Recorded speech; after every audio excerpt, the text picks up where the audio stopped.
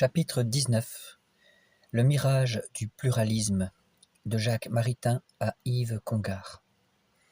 Nous allons continuer d'approfondir et de comprendre le pourquoi de la crise dans l'Église et comment le progressisme et le libéralisme se sont infiltrés dans le Concile Vatican II. Je cite Monseigneur Lefebvre. C'est sous l'étendard du progrès que le libéralisme dit catholique est monté à l'assaut de l'Église, ainsi que je vous l'ai montré dans notre précédent entretien. Il ne lui manquait plus qu'à revêtir le manteau de la philosophie pour pénétrer en toute sécurité l'Église qui jusque-là l'anathémisait. C'est-à-dire, elle repoussait ce manteau philosophique libéral, elle l'anathémisait, c'est-à-dire qu'elle le rejetait tout simplement. Et quelques noms illustrent encore cette pénétration libérale dans l'Église jusqu'à la veille de Vatican II. Jacques Maritain, 1882-1973. On ne se trompe pas en appelant Jacques Maritain le père de la liberté religieuse de Vatican II. Paul VI, pour sa part, s'était nourri des thèses politiques et sociales du Maritain libéral d'après 1926, et il reconnaissait en lui son maître. Saint Pie X, assurément, donc c'est début du siècle 1900, Saint Pie X, assurément, avait été mieux inspiré en choisissant pour maître le cardinal Pille. Donc je cite la note. Un prêtre du diocèse de Poitiers et un religieux, raconte le père Théotime de Saint-Just, furent reçus un jour par Saint Pie X. Ils disent « Oh, le diocèse du cardinal Pille !» leur dit le pape en levant les mains. « J'ai là tout proche les œuvres de votre cardinal, et voilà bien des années que je ne passe guère de jours sans en lire quelques pages. » Ce disant, il prenait un des volumes et le mettait entre les mains de ses visiteurs. Ceux-ci purent constater, à la modicité de la reliure, qu'elle avait dû appartenir au curé de Salzano ou au directeur spirituel du séminaire de Trévise, longtemps avant de pénétrer au Vatican. Et donc, ce cardinal Pille, auquel il emprunta le passage central de son encyclique inaugurale, est Supremi Apostolatus, et sa devise « Tout restaurer dans le Christ ». A contrario, hélas, la devise de Maritain, qui deviendra celle de Paul VI, fut plutôt « Tout instaurer dans l'homme ». Ce sera la dernière phrase d'ailleurs de Paul VI après le Concile. Nous aussi, nous avons le culte de l'homme. Et en reconnaissance pour son vieux maître, c'est à lui que Paul VI, le 8 décembre 1965, jour de la clôture du Concile, remit le texte d'un des messages finaux du Concile au monde. Or, voici ce que déclarait l'un de ces textes, le message aux gouvernants, lu par le cardinal Liénard. Je cite. Donc c'est tiré des documents pontificaux de Paul VI, édition Saint-Augustin Saint-Maurice 1965, page 685. Dans votre cité terrestre et temporelle, Dieu construit mystérieusement sa cité spirituelle et éternelle, son Église. Et que demande-t-elle de vous, cette Église, après 2000 ans bientôt de vicissitudes de toutes sortes dans ses relations avec vous, les puissances de la terre? Que vous demande-t-elle aujourd'hui? Elle vous l'a dit dans un des textes majeurs de ce concile. Elle ne vous demande que la liberté. La liberté de croire et de prêcher sa foi. La liberté d'aimer son Dieu et de le servir. La liberté de vivre et de porter aux hommes son message de vie. Ne la craignez pas. Elle est à l'image de son maître, dont l'action mystérieuse n'empiète pas sur vos prérogatives, mais guérit tout l'humain de sa fatale caducité. Elle le transfigure, elle le remplit d'espérance, de beauté et de vérité. Fin de citation. Et donc, Monseigneur Lefebvre nous dit ceci.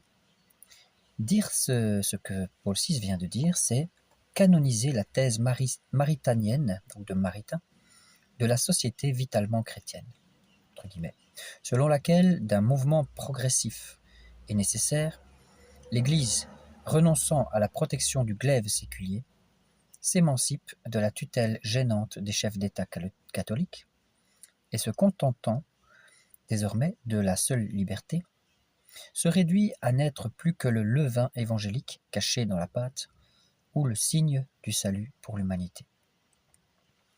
Et donc cette émancipation de l'Église s'accompagne, à vous maritains, d'une émancipation réciproque du temporel vis-à-vis du spirituel, émancipation de la société civile à l'égard de l'Église, d'une laïcisation de la vie publique, qui, à certains égards, est une perte, entre guillemets. Mais cette perte est largement compensée par le progrès, entre guillemets, qu'en acquiert la liberté, et par le pluralisme religieux instauré légalement dans la société civile. Chaque famille spirituelle jouirait d'un statut juridique propre et d'une juste liberté. Ceci est tiré d'un livre « Humanisme intégral ». C'est encore un peu la philosophie catholique actuelle. Développement humain intégral. Il y a ainsi, tout au cours de l'histoire humaine, une loi qui se dégage, une double loi de la dégradation et de la surélévation de l'énergie de l'histoire, entre guillemets. La loi de la liberté et la loi corrélative de la dégradation de la quantité des moyens temporels mis au service de l'Église et du triomphalisme de celle-ci. Je cite dans un livre « Les droits de l'homme et la loi naturelle », page 34, il est dit ceci. « Tandis que l'usure du temps et la passivité de la matière dissipent et dégradent naturellement les choses de ce monde et l'énergie de l'histoire, les forces créatrices qui sont le propre de l'esprit et de la liberté remontent de plus en plus la qualité de cette énergie, et la vie des sociétés humaines avance et progresse ainsi au prix de beaucoup de pertes. » Fin de citation. Monseigneur Lefebvre dit ceci. Vous reconnaissez la fameuse énergie créatrice, entre guillemets, du philosophe Bergson, et la non moins fameuse, entre guillemets, émergence de la conscience de Teilhard de Chardin. Donc c'est un philosophe chrétien qui avait été mis au banc, qui avait été écarté, qui avait été réfuté par les papes de son époque. C'est un prêtre d'ailleurs, qui parle de l'évolution, etc. Voilà. Maritain a dominé et corrompu pendant des décades et encore pour longtemps la pensée catholique. Mais, objecterez-vous à Maritain, que devient le règne social de notre Seigneur dans votre société vitalement chrétienne, entre guillemets, si l'État ne reconnaît plus Jésus-Christ et son Église? Écoutez bien la réponse du philosophe.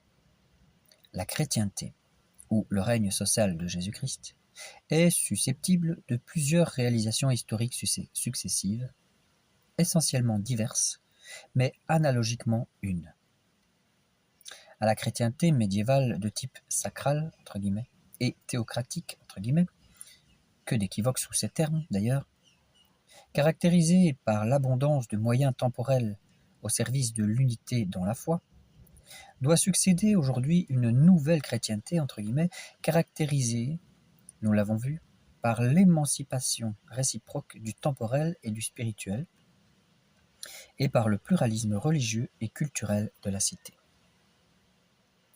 Quelle habileté dont l'usage fait de la théorie philosophique de l'analogie, pour renier, tout simplement, le règne social de notre Seigneur Jésus-Christ.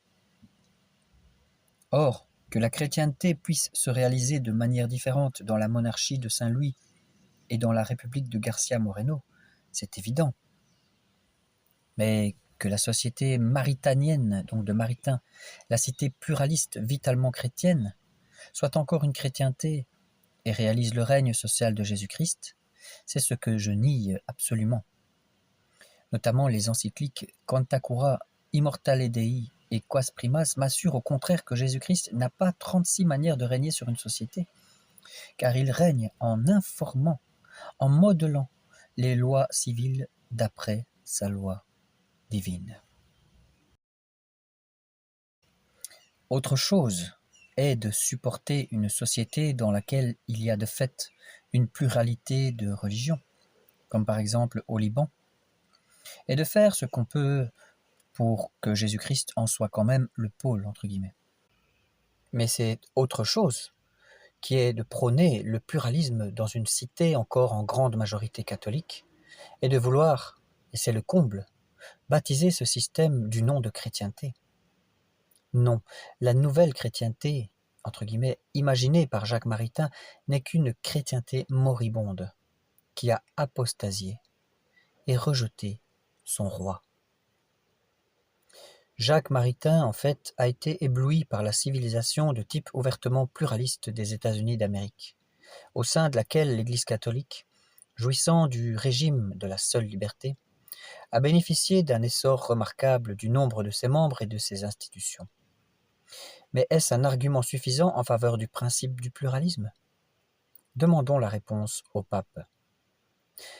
Léon XIII, par exemple, dans son encyclique Longiqua Oceani de 1895, fait l'éloge des progrès de l'Église aux États-Unis, et voici son jugement là-dessus. Chers évêques américains, grâce à la bonne constitution de l'État, l'Église n'étant gênée par les liens d'aucune loi, étant défendue contre la violence par le droit commun et l'équité des jugements, a obtenu la liberté garantie de vivre et d'agir sans obstacle.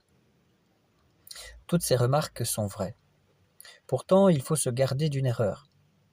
Qu'on n'aille pas conclure de là que la meilleure situation pour l'Église est celle qu'elle a en Amérique, ou bien qu'il est toujours permis et utile de séparer et de disjoindre les principes des affaires civiles et ceux des affaires sacrées comme en Amérique.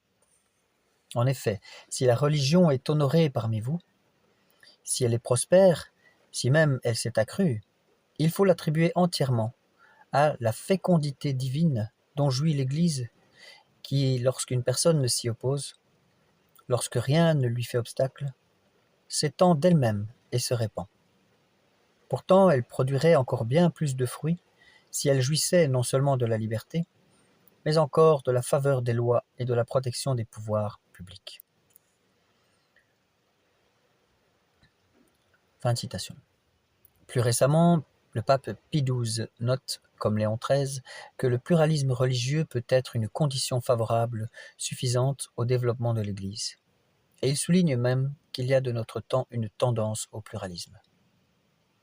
Je cite son discours au 10e Congrès international des sciences historiques en 1955. L'Église sait aussi que depuis un certain temps, les événements évoluent plutôt dans l'autre sens, c'est-à-dire vers la multiplicité des confessions religieuses et des conceptions de vie dans une même communauté nationale, où les catholiques constituent une minorité plus ou moins forte. Il peut être intéressant et même surprenant pour l'histoire de rencontrer aux États-Unis d'Amérique un exemple, parmi d'autres, de la manière dont l'Église réussit à s'épanouir dans des situations les plus disparates. Monseigneur Lefebvre dit ceci, mais le grand pape s'est bien gardé de conclure qu'il fallait pousser à la roue dans le sens du vent de l'histoire, entre guillemets, et promouvoir désormais le principe du pluralisme.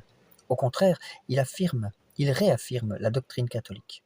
Je cite, toujours le pape Pie XII. L'historien ne devrait pas oublier que si l'Église et l'État connurent des heures et des années de lutte, il y eut, de Constantin le Grand jusqu'à l'époque contemporaine, et même récente, des périodes tranquilles, souvent prolongées, pendant lesquelles ils collaborèrent, dans une pleine compréhension à l'éducation des mêmes personnes.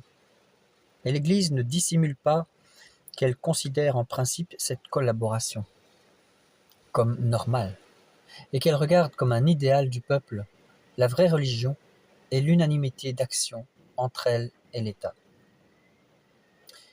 Et Monseigneur Lefebvre termine. Tenons fermement cette doctrine et défions-nous du mirage du pluralisme.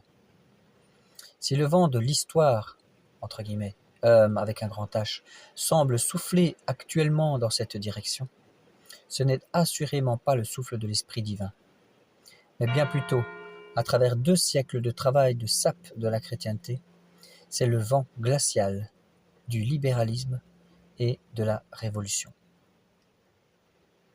Monseigneur Lefebvre écrit il y a un livre qui est écrit sur Monseigneur Lefebvre et le Saint-Office. Parlons maintenant de Yves Congar et autres. Le père Congar n'est pas de mes amis. Théologien expert au Concile, il fut avec Karl Rahner l'auteur principal des erreurs que je n'ai cessé depuis de combattre. Il a écrit entre autres un petit livre intitulé Monseigneur Lefebvre et la crise de l'Église. Or, vous allez lire, à la suite de Maritain, le père Congar qui nous initie aux arcanes de l'évolution, du contexte historique et du vent de l'histoire. Je cite.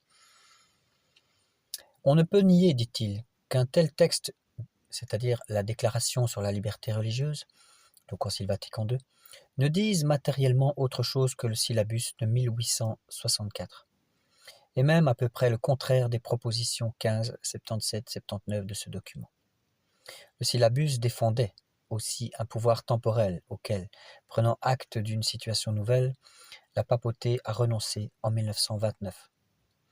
Le contexte historico-social dans lequel l'Église est appelée à vivre et à parler n'était plus le même, et l'on avait appris des événements.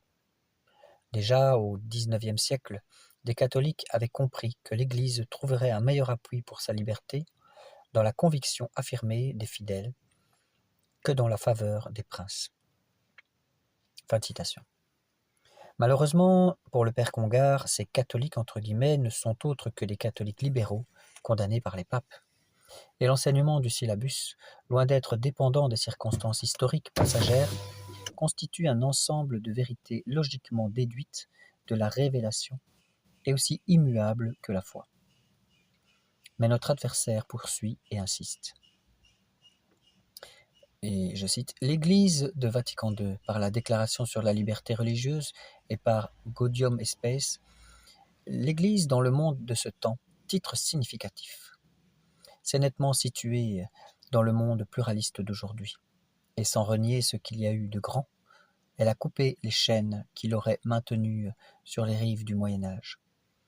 On ne peut demeurer fixé à un moment de l'histoire. » Fin de citation. Voilà, le sens de l'histoire pousse au pluralisme. Laissons aller en ce sens la barque de Pierre et abandonnons le règne social de Jésus-Christ sur les rives lointaines d'un temps dépassé. Vous trouverez ces mêmes théories chez le père John Courtenay Murray, autre expert conciliaire, qui ose écrire avec un sérieux doctoral qui n'a d'égal que sa suffisance, que la doctrine de Léon XIII sur l'union entre l'Église et l'État est strictement relative au contexte historique dans lequel il s'est exprimé. Il dit « Léon XIII était fortement influencé par la notion historique du pouvoir politique personnel exercé de façon paternaliste sur la société comme sur une grande famille. » Fin de citation. Et hop, le tour est joué.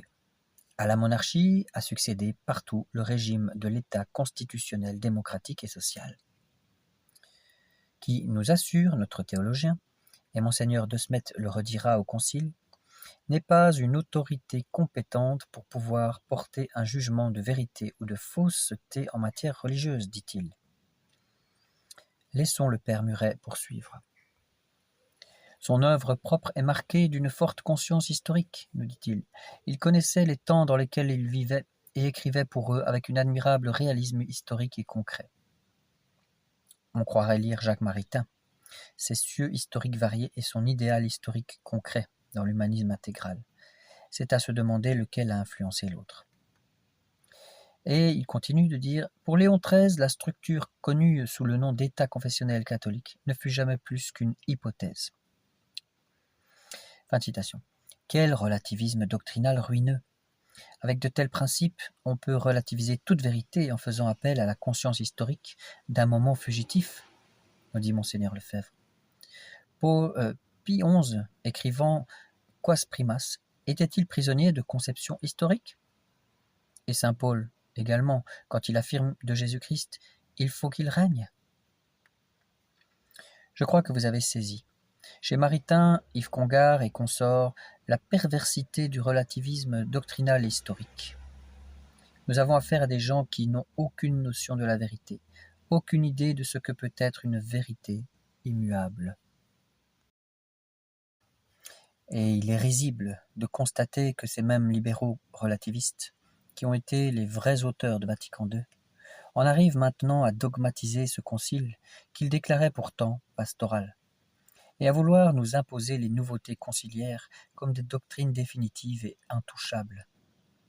Et ils se fâchent, si j'ose leur dire, « Ah, vous dites que Quas Primas, le pape ne l'écrirait plus aujourd'hui ?» Eh bien, moi, je vous dis, c'est votre concile qu'on n'écrirait plus aujourd'hui, qui est déjà dépassé. Vous vous y cramponnez parce qu'il est votre œuvre, mais moi, je tiens la tradition, parce qu'elle est l'œuvre du Saint-Esprit, me dit Monseigneur Lefebvre. Alors vous aurez compris le combat de Monseigneur Lefebvre. N'hésitez pas à commenter, à vous partager, à vous abonner à ces vidéos, à poser des questions, j'essaierai d'y répondre avec toute l'aide des prêtres et de livres que je consulte pour étudier cette situation. Voilà, pour la gloire de Dieu et le salut du monde.